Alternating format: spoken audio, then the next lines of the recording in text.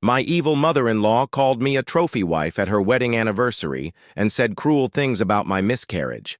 Her husband shocked everyone, and now she's paying for her actions.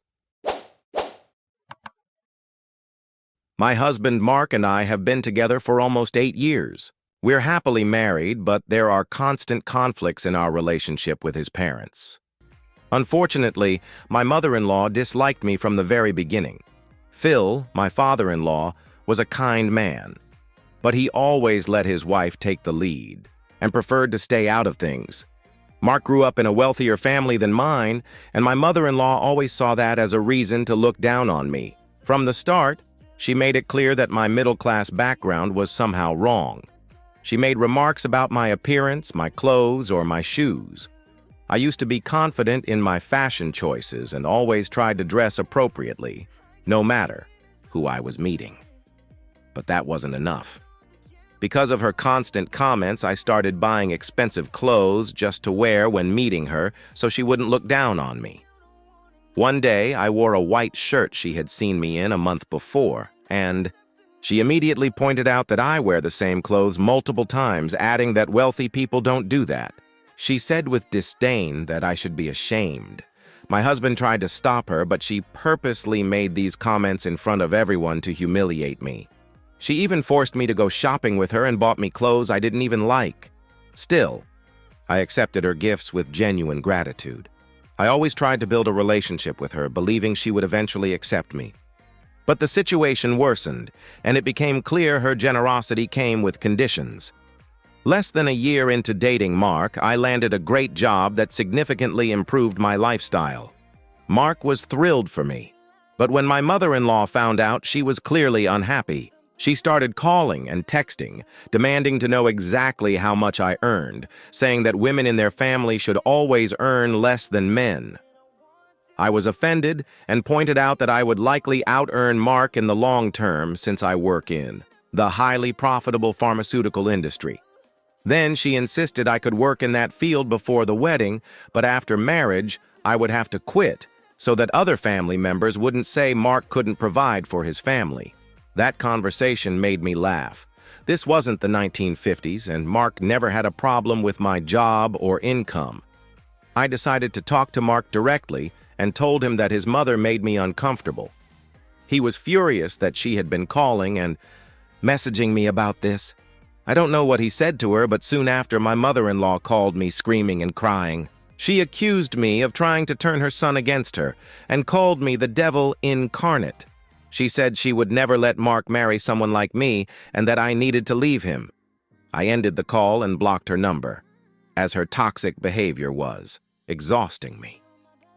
That was the first serious red flag. Of course, Mark and I didn't break up, but it made me reflect on what kind of mother raised him. Unfortunately, I couldn't completely avoid my mother-in-law, as I had to attend family events, where she was also present.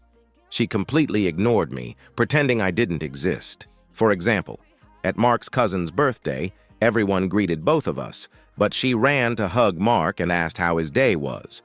If Mark tried to include me in the conversation, she would look away and change the subject. I started noticing a pattern. She always mentioned her health problems and told Mark how she was getting old and weak, hinting that she might die one day and that he needed to take care of her more. But she had absolutely no health issues. She was perfectly fine. It was strange to see how she tried to manipulate her son to get emotional attention. Years later, when Mark proposed to me, he invited everyone to our engagement party. My parents and grandparents were overjoyed, but I can't say the same about Mark's parents. My mother-in-law arrived with a sour face, which grew even more sour when she saw the ring on my finger. She started telling Mark how disrespectful it was to buy me a ring bigger than the one she got from her husband. Phil tried to calm her down and asked her not to make a scene, but she kept complaining that her son never did anything nice for her, but did everything for this poor girl. That angered me, and I told her that if she couldn't respect me, she should leave. She was shocked to hear that, but I knew I wouldn't let her ruin the happiest day of my life in front of my family. Phil took her out of the room while she kept shouting things at Mark. Later, she called him to apologize, saying she was drunk, although we all knew she'd only had one glass of wine. Still, since she apologized to both of us, we decided to move on. Then wedding planning began. My mother-in-law insisted on being part of the wedding dress selection, saying it was her lifelong dream. It's important to note that by then, my patience with her was running very thin, but she was still the mother of my fiancé, so I couldn't openly disrespect her. I agreed to take her with me and warned my mom and 2 sisters to be ready for her antics. As expected, she found something to criticize. She said sophisticated women don't wear that much lace and demanded I choose a more traditional white dress. I refused, and my mom told her I wasn't her daughter, so she should keep her opinions to herself. My mother-in-law got angry and sat sulking in the corner with her arms crossed for the entire fitting. She kept making unpleasant comments about the dresses I tried on. In the end, I chose a dress and paid for it. Then my mother-in-law came up to me and said she was glad I picked that one because it made my arms look fat, and laughed. Hearing that, my mom, who had shown incredible patience, started yelling at her and scolding her for her childish behavior. I was on the verge of tears. Nobody wants to hear that kind of comment about their wedding dress, especially since I'm not fat, and I didn't understand why she said that. We told her she'd have to get home by herself that day since I was driving everyone else. I knew otherwise she'd keep insulting me in the car. She started panicking, saying I couldn't just leave her, but that's exactly what I did. While I was driving my mom home, Mark called me. He asked how I could do that to his mother and told me she had called him crying, accusing me of abandoning her. I told Mark I would explain everything when I got home, but he kept scolding me. Then my mom, who had heard everything since the call was on speaker, told him he had no idea how his mother behaved all day. She listed all her actions and finally asked if he thought adults should act like that.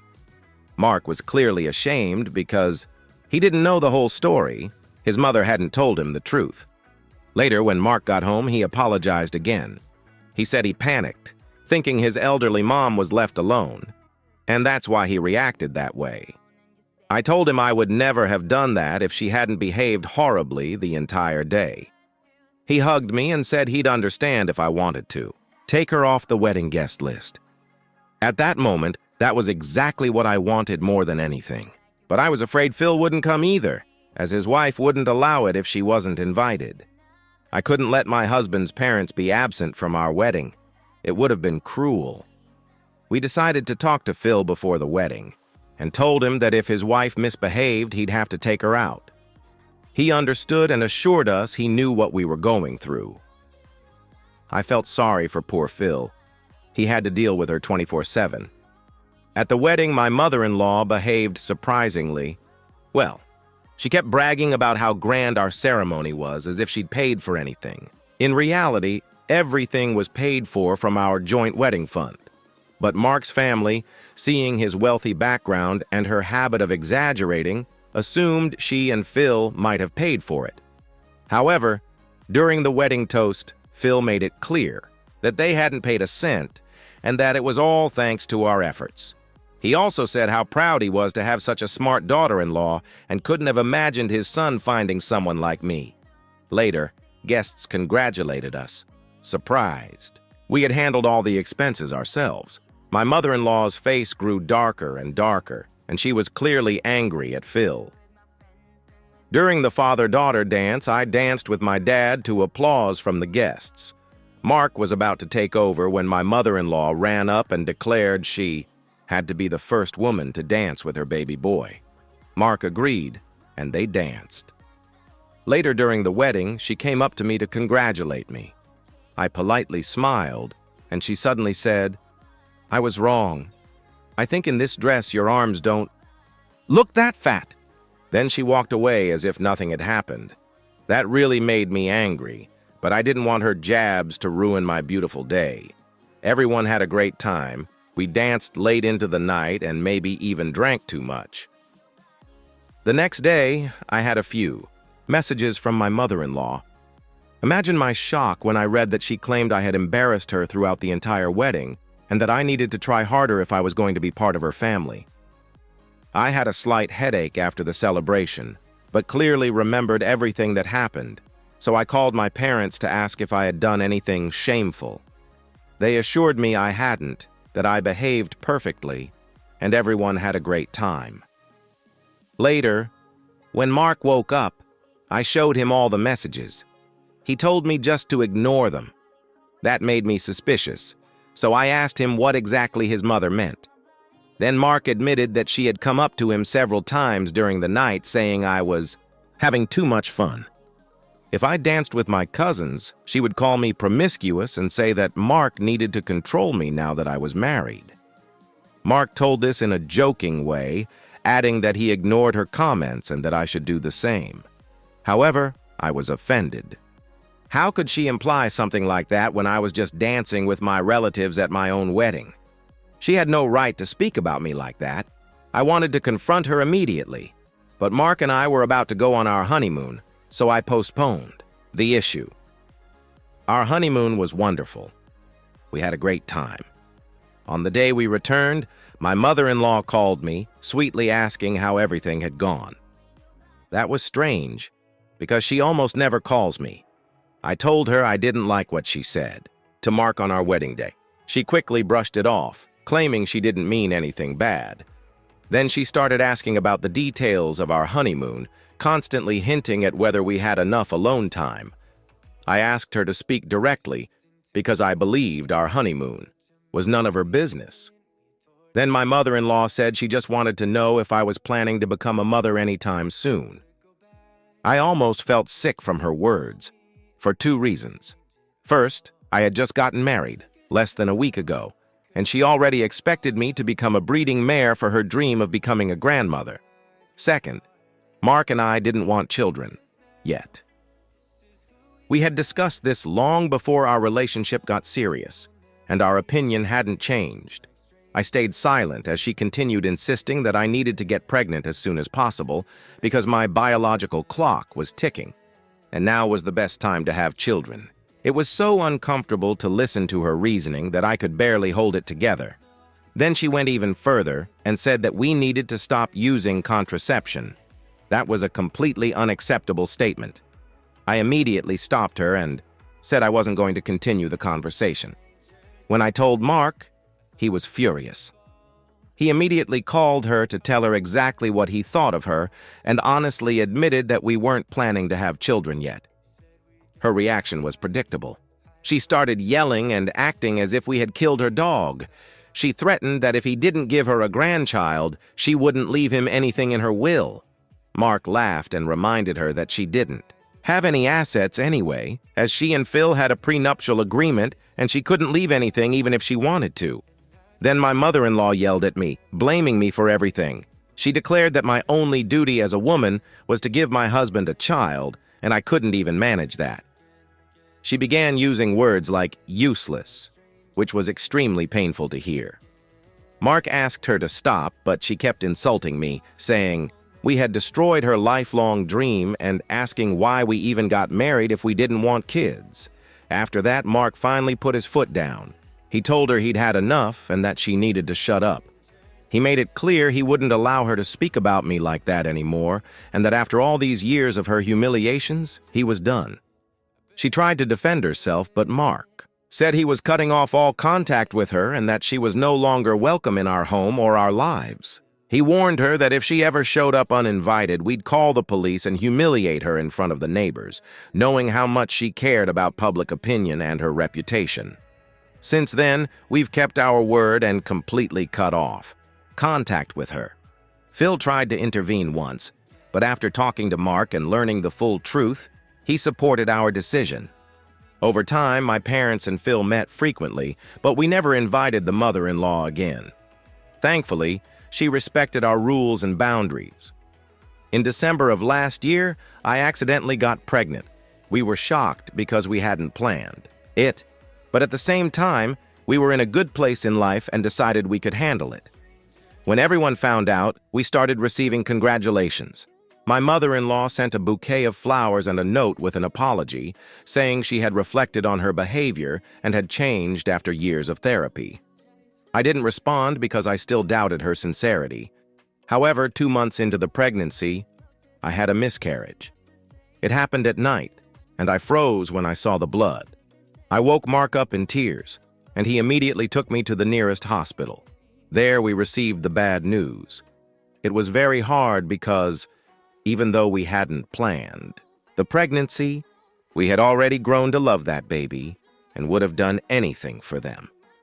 I didn't know how to cope with the grief. Mark and my parents were by my side the whole time. Phil and Mark's family called to check on us and even came by to support us. My mom stayed at our house for several days because she knew I was so heartbroken I didn't even want to get out of bed. Everything inside me hurt, and I could cry for hours. Mark was my rock, and step by step, things started to feel a little easier. Last week, Phil invited us to his and his wife's 25th wedding anniversary. It was an important event for the family, and everyone was invited. Mark and I didn't want to go because we knew the topic of the miscarriage would inevitably come up, and for us it was still too painful. We didn't want to relive the worst day of our lives. But Phil begged us to come, saying he wanted to spend time with us and that we needed one night to relax and unwind. We reluctantly agreed. It was going to be our first meeting with my mother-in-law in years, but I was already in such an emotional state that I didn't have the strength to even think about her or her antics. She was pleasantly surprised to see Mark at the event and immediately ran to hug him. She was cold with me, but I didn't care. I found a place to sit, leaving Mark to talk with his mother. Later at dinner, everyone shared good news and accomplishments, as usually happens at family events. One of Mark's cousins mentioned she was pregnant, and it hit me like a punch to the heart. Everyone started congratulating her, when suddenly my mother-in-law stood up to give a toast. She took the microphone, raised her glass, and began talking about how happy she was to be surrounded by loved ones and how she wouldn't change a thing. Then she congratulated Mark's cousin on her pregnancy and started talking about how she was bringing a little bundle of joy into the world, unlike others who kill their babies. She looked directly at me and continued, saying she knew I did something on purpose with the baby because miscarriages are impossible. Mark and I froze, unable to believe how cruel she could be. She kept loudly proclaiming that her son ended up with someone like me and that she only let him marry me because she hoped for grandchildren, but I couldn't even manage that. She declared that I was just a trophy wife and that she couldn't wait for Mark to finally divorce me so I'd never be seen at her next anniversary. Then she raised her glass and drank it all, as if she had just given a victory speech. The room went silent until Mark asked his mother what the hell she was doing. An argument broke out between them. She kept blaming me, and Mark defended me with all his strength, saying how absurd and disgusting her behavior was. I was so humiliated and devastated that I burst into tears. It was too much. I couldn't handle the flood of emotions. Mockingly, she told me to stop acting because no one would believe my pitiful story. Then, completely unexpectedly, Phil, who had been silently watching the whole time, stood up and asked everyone to quiet down. He said he had something important to say to unburden his soul. Taking the microphone, he announced that he had been suffering for the past 25 years and that his eyes had finally been opened. He wasn't going to tolerate it anymore. He looked at his wife, who was frozen in confusion, and announced there would be no next anniversary because he didn't want to be married to her anymore. Her face looked like she'd been hit with a brick. Phil continued, saying that he had stayed in the marriage only for Mark's sake, to be a good example and to keep the family together.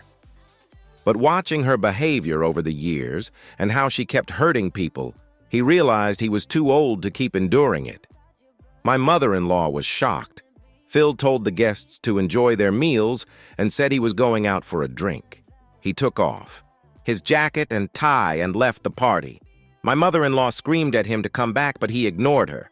Then she turned her anger on me, claiming I had ruined everything. But Mark told her it was entirely her fault and that he was glad his father was finally leaving her.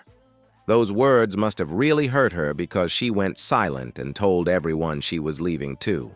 Some guests came over to check if I was okay, because they were genuinely concerned. Mark's pregnant cousin also came over and hugged me. After this incident, Phil moved in with us.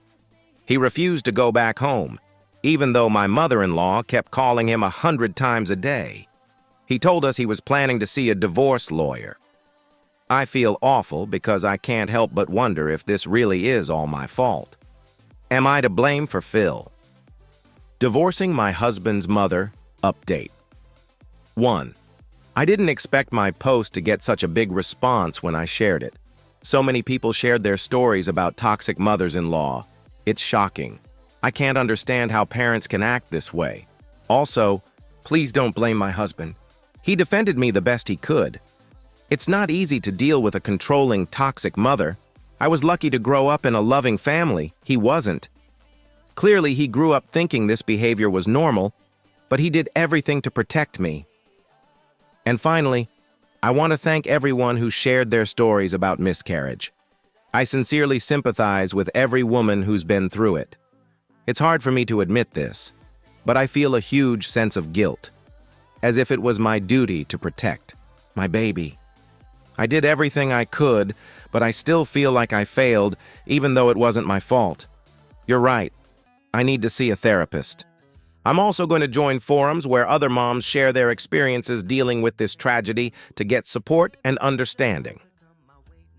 Update. 2. Phil finally filed for divorce. It's been 2 months since my last update, and Phil's been living with us all this time. He's an amazing guest. Now I understand where my husband gets his sense of humor. Phil also loves cooking, so sometimes when I come home from work, dinner is already ready. My mother-in-law was very lucky to have him, and I don't understand how she could let such a man go. When Phil and Mark brought her the divorce papers, she refused to even look at them. Mark told me she was yelling that they had no right to cut her off, and that she said all those horrible things about me only because she wanted the best for our family. Mark ignored her and helped Phil pack his things. She got angry and started throwing things on the floor, screaming. At that point, Phil threatened to call the police since it was his house. Hearing that, she went quiet. She knew she had nowhere else to go. After the anniversary incident, none of the guests contacted her except to tell her what a horrible person she was. Everyone knew she was lying about me being a trophy wife, since I have a good career and earn well. They also understood my grief over losing the baby. Clearly, everyone turned their anger on her and made it known they didn't want to deal with such an unstable person. She now has no family or friends left because of her behavior. She tried begging Phil to come back, but he clearly didn't want to. My parents spoke with her after learning what she said to me and made it clear they'd sue her for slander and defamation. My mom isn't one to stay quiet. She told my mother-in-law exactly what she thought of her. Knowing my parents, I'm confident they'll keep their promise and take her to court if necessary. So I hope she stays far away from me. Update 3. Thank you to everyone who supported me through this journey. 8 months have passed since my last update. I want to share that Phil is now officially a free man. Because of their prenuptial agreement, my mother-in-law didn't get anything. Still, Phil agreed to give her all the money from their joint account and let her keep the car. She was furious and demanded the house too, but Phil and his lawyer just laughed. It had belonged to Phil long before their marriage. Mark heard that she's now living with one of his cousins while looking for affordable housing. In my opinion, she has enough money to live a comfortable and decent life alone. She mostly stays away from us now, though we occasionally hear that she's trying to spread her version of the story to gain sympathy. Well, let her do whatever she wants. As for us, we're happy. Things are going well for Mark and me. I did go to therapy, as I mentioned before, and it helped me make new friends who truly understand me. Mark also started individual therapy to work through his past. Our careers are going great, and we're just grateful for everything we have.